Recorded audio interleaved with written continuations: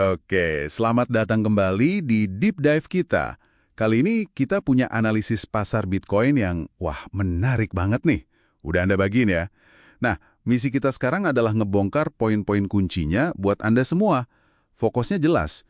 Kenapa sih analisis ini kok optimis Bitcoin bisa naik lagi di sisa kuartal 4 2025 ini? Plus, nanti kita bahas juga strategi features-nya kayak gimana. Analisis Anda kan bilang ada 3 kekuatan besar yang lagi ketemu nih. Coba kita bedah satu-satu ya. Apa aja sih faktor yang bikin momentum Bitcoin positif sekarang ini, menurut sumber Anda? Iya, betul. Jadi intinya tuh ada 3 pilar utama gitu ya. Pertama, kebijakan The Fed, Bank Sentral AS yang kelihatannya mulai melunak, lebih dovish. Kedua, data dari dalam jaringan Bitcoin-nya sendiri, data on-chain lah istilahnya, itu nunjukin fundamental yang kuat banget. Ada potensi pasokan kaget gitu, supply shock. Nah, yang ketiga, kondisi teknikal sama sentimen pasar yang baru aja dibersihin. Jadi, kayaknya ini bisa jadi momen bagus buat masuk. Oke. Mari mulai dari yang gede dulu ya, makro. The Fed kan September kemarin potong suku bunga nih. Pasar juga kayaknya ngarep bakal ada potongan lagi ya. Tapi kan inflasi Agustus masih 2,9% tuh. Target mereka kan 2%. Apa nggak berisiko nih The Fed nanti kalau data inflasi berikutnya, CPI tanggal 24 Oktober, hasilnya jelek gimana? Dolar AS agak lemah ya. Nah, aset langka kayak Bitcoin jadi kelihatan lebih menarik jadinya. Kita lihat aja emas hampir 4.000 dolar per ons, Bitcoin juga sempat nyentuh 126.000 dolar kan baru-baru ini. Ini kayaknya bukan kebetulan. Pasar makin lihat Bitcoin sebagai aset lindung nilai, makro, bukan cuma buat spekulasi aja. Oke, masuk akal sih. Sekarang, bagian yang ini nih sering banget jadi perdebatan. Sentimen pasar. Indeks takut dan serakah itu kan anjlok ya. Dari level serakah banget di 74 awal Oktober, sekarang jadi takut di 27. Ini biasanya kan dibilang sinyal beli ya kalau lagi takut gini. Tapi apa iya sesimpel itu? Jangan-jangan malah pertanda mau turun lagi? Hahaha, iya itu selalu jadi dilema ya. Tapi konteksnya penting di sini. Analisisnya tuh ngelihat koreksi harga kemarin tuh justru bagus, ngebersihin pasar dari spekulan sama posisi yang pakai leverage kegedean.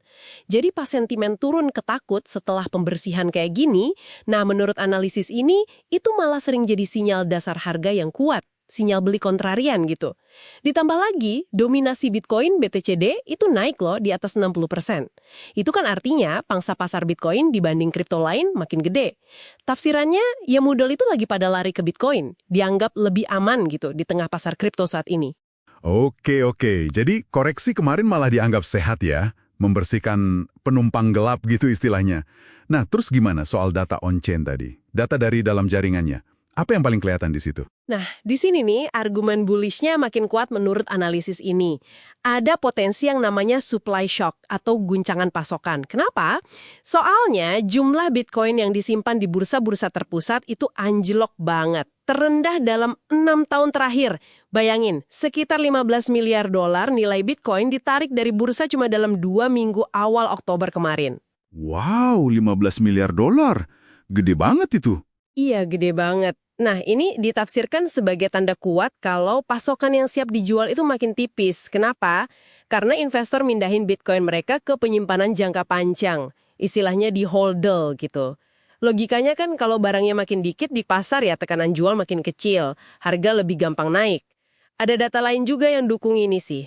Metrik kayak NUPL, itu intinya ngukur untung rugi yang belum direalisasi di jaringan. Itu di level 55%. Sehat, tapi belum euforia banget kayak pas puncak, biasanya di atas 75%. Terus ada STHSOPR. Ini ngelihat investor jangka pendek jualnya rugi apa untung. Nah, ini udah balik ke angka 1. Artinya mereka yang kemarin panik jual rugi pas koreksi, kayaknya udah pada selesai jualannya, dasar harganya jadi lebih kuat. Penarikan 15 miliar dari bursa itu memang signifikan banget ya. Tapi, seberapa yakin kita nih? Itu beneran buat holding jangka panjang. Bukan cuma dipindahin ke dompet dingin buat dijual nanti, mungkin lewat jalur OTC yang nggak kelihatan di bursa. Iya, itu dia. Nggak ada yang bisa jamin 100% niat di baliknya ya, tentu aja. Tapi skala penarikannya ini kan masif banget ya, dan waktunya singkat. Jadi menurut analisis ini polanya lebih condong ke akumulasi strategis, apalagi kalau digabung sama data STHSOPR tadi yang nunjukin penjual panik udah keluar. Jadi ya, lebih ke arah holding si interpretasinya. Oke. Jadi data on-chain ini nguatin cerita pasokan lagi keketat banget ya.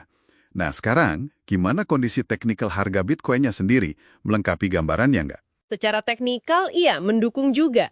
Harga kan sekarang lagi konsolidasi ya, main di area penting $120.000 sampai $120.800. Ini setelah kemarin sempat bikin rekor baru di $126.000.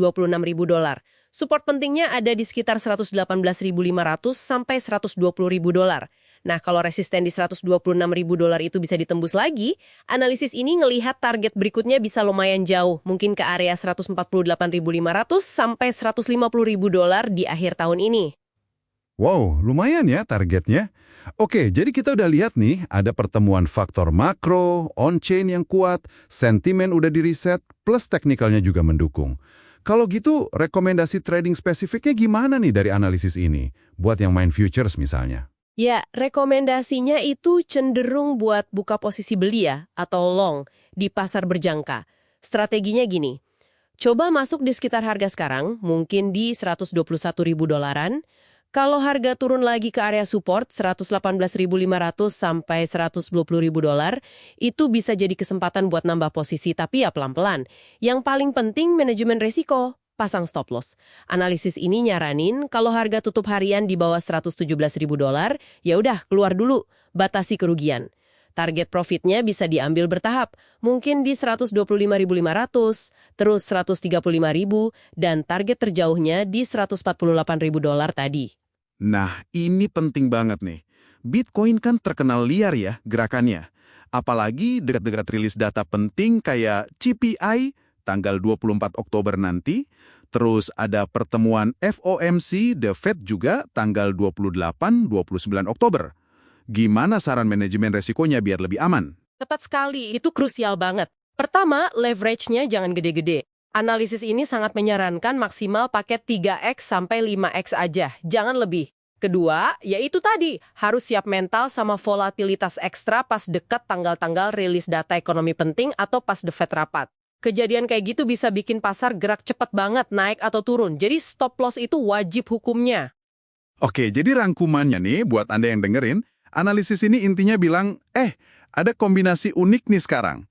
Kebijakan makro lagi agak longgar, fundamental Bitcoin dari sisi pasokan kuat banget, terus sentimen pasar juga baru aja dibersihin.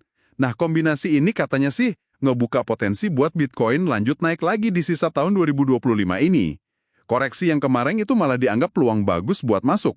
Gitu ya? Betul, persis gitu rangkumannya. Tapi ya perlu diingat banget, ini kan analisis probabilitas ya, bukan ramalan pasti. Namanya pasar selalu ada risiko. Bisa aja tiba-tiba ada berita jelek atau faktor lain yang bikin pasar berbalik arah. Makanya disiplin sama manajemen risiko, terutama soal leverage dan level stop loss itu kunci mutlak deh pokoknya. Jangan sampai lengah. Siap. Nah, sebagai penutup nih, ada satu pemikiran menarik dari analisis ini buat Anda renungkan lebih lanjut. Kalau narasi Bitcoin sebagai aset cadangan digital ini makin diterima nih sama institusi besar, bahkan mungkin negara suatu saat nanti, gimana ya dampaknya ke dinamika supply-demand Bitcoin yang menurut analisis ini aja udah ketat banget? Adopsi skala besar kayak gitu bisa ngubah permainan secara fundamental nggak ya ke depan? Nah, itu sesuatu buat Anda pikirkan sendiri. Menarik buat dieksplorasi lebih jauh.